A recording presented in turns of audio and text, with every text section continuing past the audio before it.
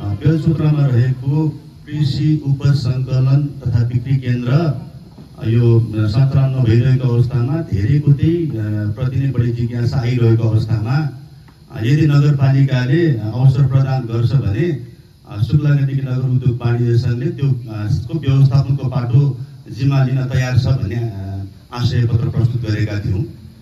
र यो सन्दर्भमा फेरि के भन्न चाहन्छु भने शुक्लागण्डकी नगर उद्योग वाणिज्य सङ्घले त्यसलाई कुनै नाफामूलक हिसाबले सञ्चालन गर्न नगरिकन नगरपालिकालाई एउटा सहजीकरण गर्नको लागि नगरपालिकाले निर्माण गरेको संरचनालाई व्यवस्थापनको पाटोबाट हामी व्यवस्थापन, किनकि बजार व्यवस्थापन र व्यवसायीहरूको हकको लागि काम गर्नुपर्ने नगर उद्योग वाणिज्यको दायित्व भएको कारणले गर्दाखेरि हामी सहजीकरण गरेर सहकार्यमा सहजीकरण गर्न तयार छौँ भनेर हामीले आशय पत्र प्रदान गरेका थियौँ।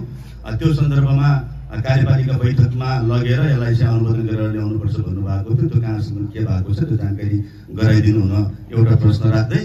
BusyLink, get connected, stay connected.